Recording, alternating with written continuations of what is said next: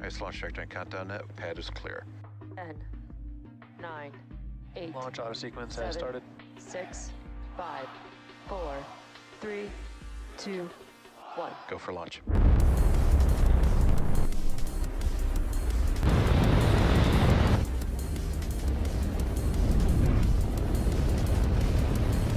Vehicle is supersonic.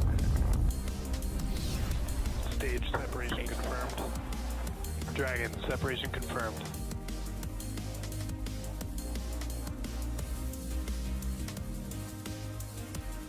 Stage 1 is transonic.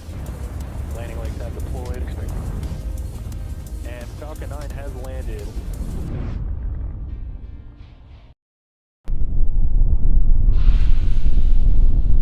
Falcon 9 is in startup. And there you just heard that call up for Falcon 9 in startup, which means that the internal flight computers have taken over the launch countdown. The launch director will be giving... LD is go for launch. The launch director has given the final go for launch. So at T-minus 37 seconds, all systems are go for the launch of Falcon 9. T-minus 30 seconds.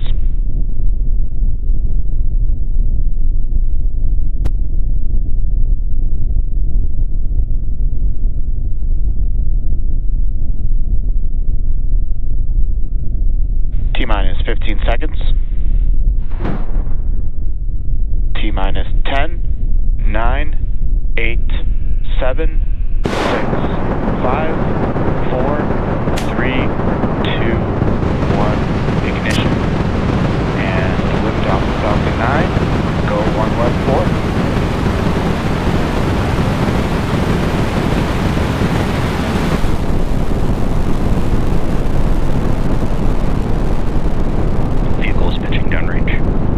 Stage 1 propulsion is nominal.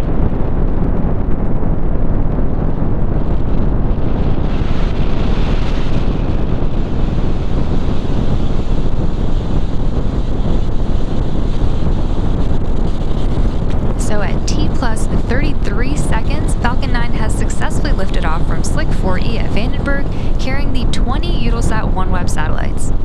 During ascent, we tilt or gimbal the engines to turn the rocket horizontally into what we call a gravity turn, to put the rocket on its path to orbit. And moments ago, we throttled the engines down in preparation for max Q, or maximum aerodynamic pressure, Supersonic. which is coming up in a few seconds.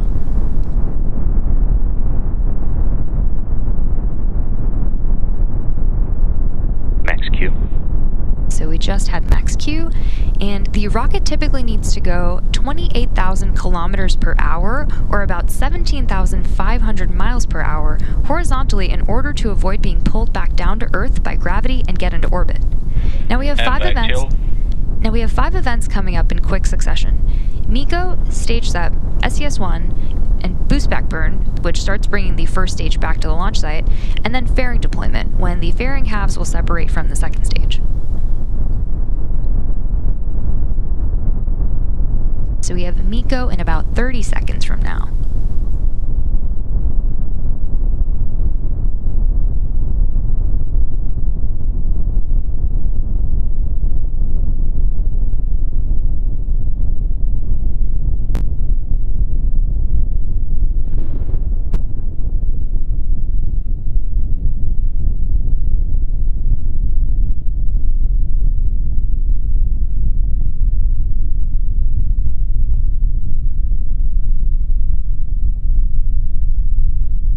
Main engine cut off.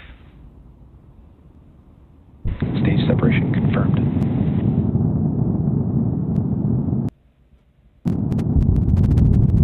And back ignition. Stage 1 boost back startup. And there you heard and maybe even saw MECO, stage SEP, SES-1, and the start of boost back burn, which will last for just under 1 minute. We have some really awesome views on screen right now. And coming up next, we have fairing separation, which is in a few seconds.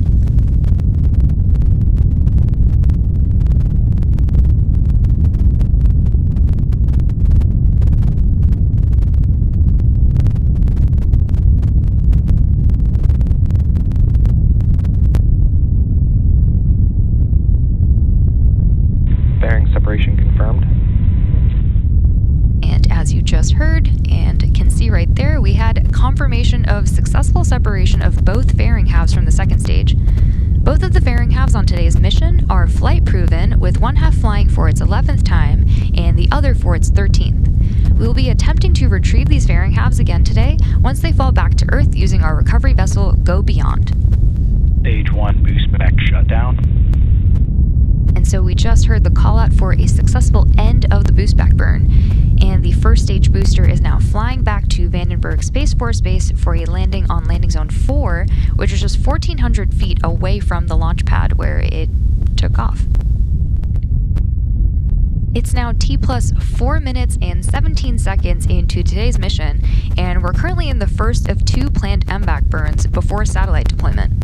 Just over 6 minutes into flight, you should see the start of our first stage's entry burn. And for the entry burn, we relight 3 M1D engines 1, 5, and 9, which slow down the vehicle as it passes back into the Earth's atmosphere. And we slow down to reduce re-entry forces, which helps us recover and reuse the first stage. During the entry burn, Falcon 9 is decelerating by firing its Merlin engines, but we're still moving really fast, and this causes the vehicle to fly through Merlin's exhaust gases, also known as the rocket's plume, and that deposits a layer of soot on the vehicle surface, and that soot comes from the carbon-based fuel that Falcon 9 burns. The Merlins on the first stage are optimized for sea level, and these achieve 190,000 pounds of thrust during ascent and re-entry. The MVAC engine is optimized for 220,500 pounds of thrust in vacuum, and on your screen you'll notice a shorter nozzle that's attached to the Merlin vacuum engine, and our teams use a shorter nozzle when we don't need as much performance to get the payload to its final destination. But we still fly full-size MVAC nozzles on missions that require a more significant amount of thrust from stage 2 or ones that contain a heavier payload.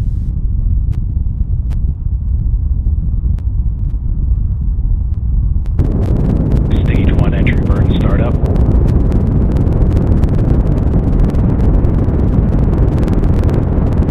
So entry burn has just begun. Stage 1 entry burn shutdown. We just had a good call out for entry burn shutdown. Reusability is key to lowering the cost of spaceflight, which enables more investment in critical scientific research. And the Falcon 9 first stage that is supporting today's mission just performed that entry burn for its 7th time, and this booster has previously supported the USSF 62 mission as well as 5 Starlink missions. We're now waiting for the first stage to land at landing zone 4. Stage 1 CSSC. Stage 1 transonic. Good callouts there, where Falcon 9 is slowing. The stage 1 is slowing down. Landing burn should be coming up shortly. Stage 1 landing burn.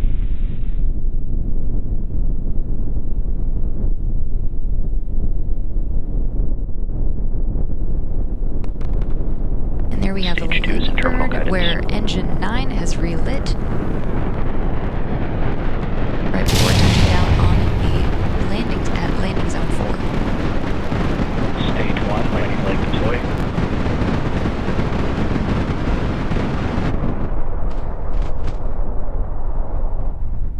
Stage 1 landing confirmed. And there you have it. That landing Stage 2 marks SpaceX's FTSS 357th recovery of an orbital-class rocket, including first-stage landings for Falcon 9 and Falcon Heavy. And we are now waiting for second engine cutoff, which is coming up next.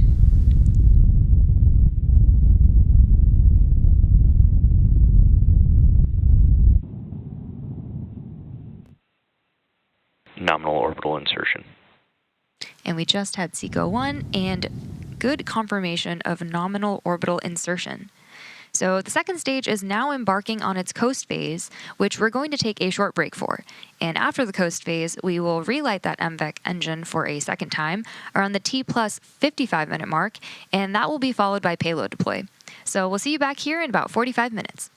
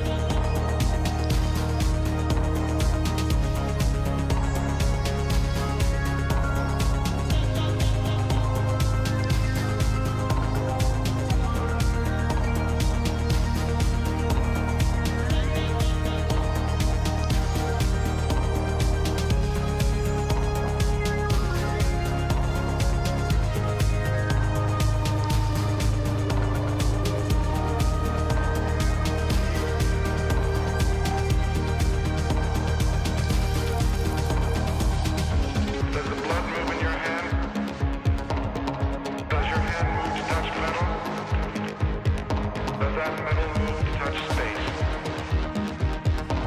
Does that metal touch space? Do wild thoughts of travel and migration move behind your flesh? They do. Does that metal touch space? A billion years ago, when we came out of the sea of this earth, and we formed a spine for ourselves,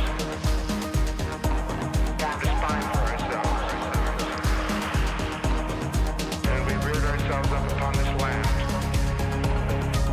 and we moved unto the land. When we came out of the sea of this earth,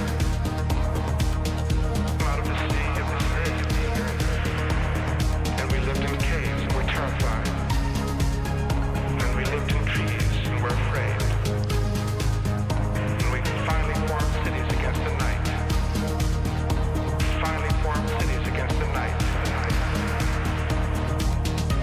Are daring to do the great thing. Are daring to do the great thing. And we're going into space. And we're going into space. And we're going to live forever.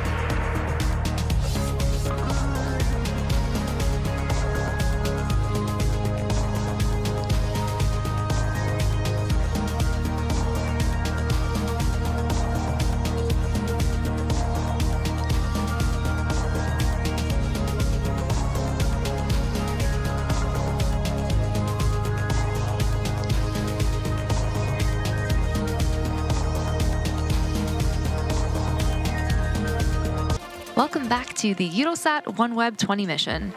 We've had a great mission so far. Falcon 9 launched on time at 10:13 p.m. Pacific time from Slick 4 East in Vandenberg Space Force Base in California. We had a successful ascent, fairing separation, and second stage orbital insertion. We also recovered the first stage at landing zone 4, which marked its 7th landing. So we're now seconds away from a second ignition of the MVAC, which will carry the second stage and the OneWeb payload into the orbit necessary to deploy the satellites. This burn will be quick, and it's only going to last a couple of seconds. And it's coming up in about 15 seconds from now.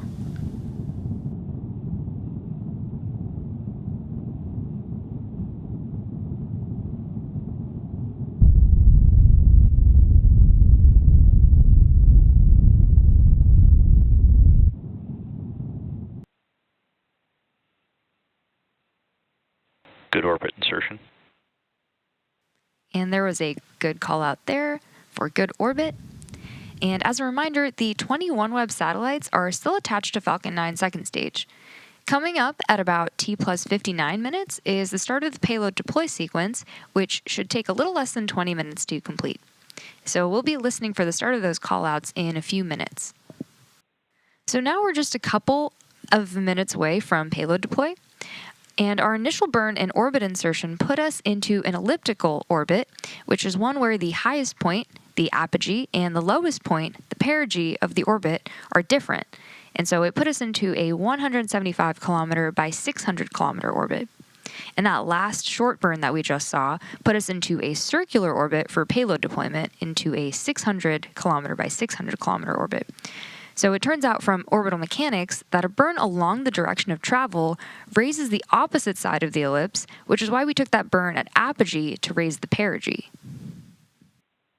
As a reminder, our customer today is Eutelsat Group, which operates a fleet of 35 geostationary satellites and a constellation of more than 600 satellites in low Earth orbit to deliver broadcast and connectivity services worldwide.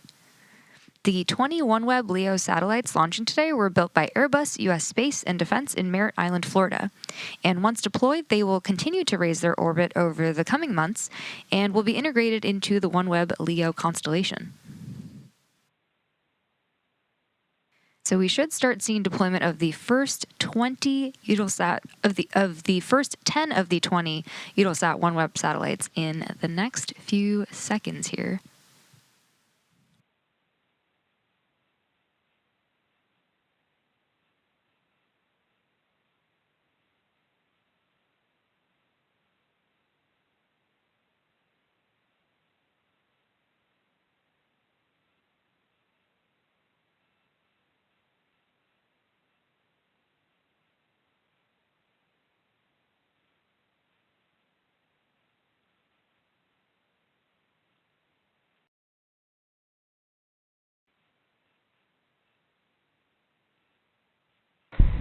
Sat A4 and A8 have been deployed. So we just had deployment of the first 2 satellites of this batch of 10, and the next 2 will be deployed in about 30 seconds from now.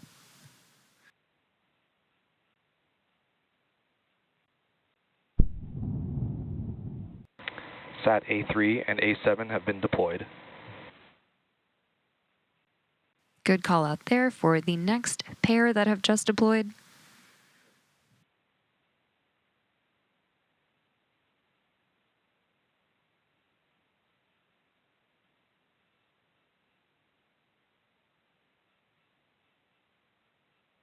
So far we have deployed 4 out of the 10 satellites in this first payload deployment, and we're waiting Sat for... A2 and A6 have been deployed.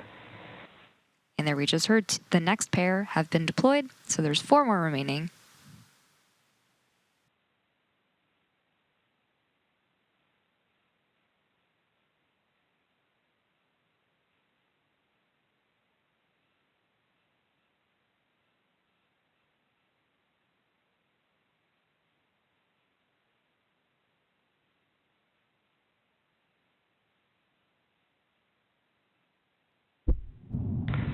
Sat A1 and Sat A5 have been deployed. Another good call out there. So there are 2 more satellites that remain to be deployed in this initial set of 10.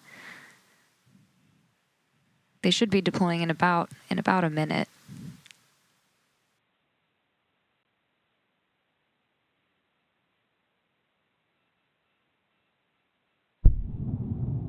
Sat B4 and B8 have been deployed.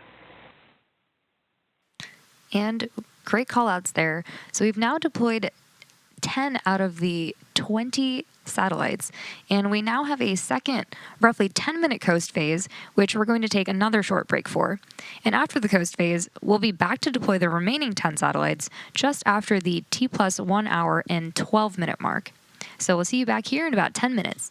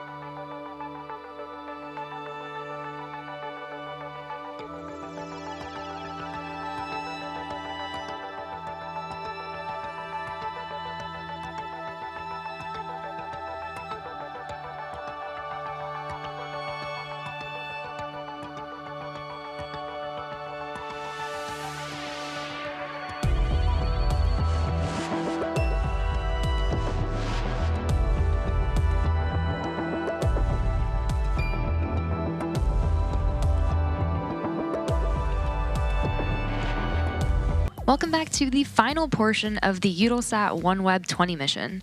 So far, we have had a great mission with an on-time launch of Falcon 9 at 10:13 p.m. Pacific time from Slick 4E at Vandenberg Space Force Base in California. We had a successful ascent, fairing separation, and second stage orbital insertion, and we also recovered the first stage at landing zone 4 for its 7th landing. And about 10 minutes ago, we deployed the first 10 satellites on today's mission, and now we are about to start deploying the last 10. And similar to the first set of deployments, these will be deployed in pairs.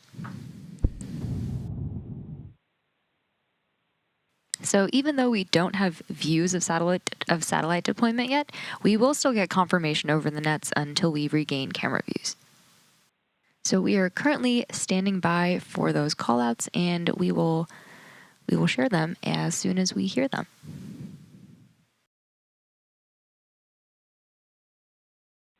We should be coming up on signal acquisition shortly.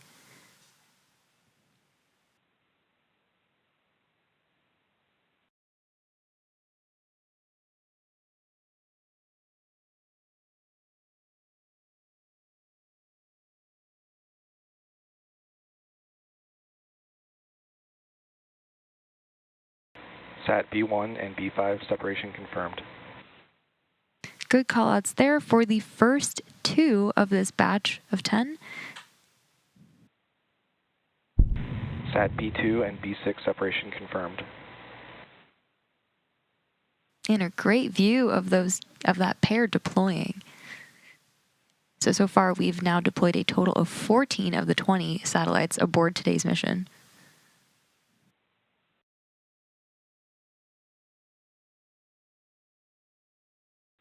We have an awesome view on our screen right now, but even if we lose views of satellite deployment, we will still continue to get confirmation. Sat C1 and C5 separation confirmed. And another 2 have deployed, and we got an awesome view of that deployment as well.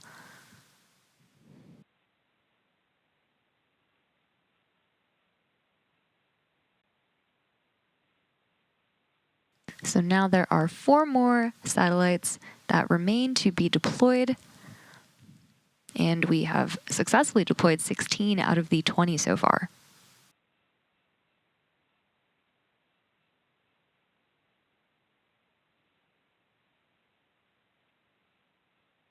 The satellites that you see on your screen right now were built by Sat B3 and B7 separation confirmed. Another successful deployment of 2 more satellites. These satellites were built by Airbus U.S. Space and Defense in Merritt Island, Florida.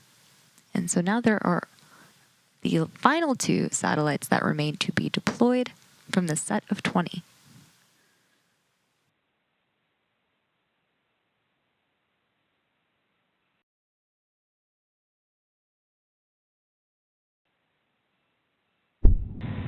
Sat C3 and C7 separation confirmed. So with the final 2 on their way, we can confirm successful deployment. Deployed. We can now confirm successful deployment of all 20 spacecraft on today's mission. And that wraps up our coverage for today. Today's launch concludes our 99th successful launch this year and our 394th overall. All of us here at SpaceX want to give a huge thanks to our customer, Eutelsat Group, for entrusting us with today's mission. We also want to thank the Range and the Federal Aviation Administration for their support. Be sure to follow us at SpaceX on X for upcoming launch updates. And to all of our viewers, thanks for tuning in, and we'll see you again soon.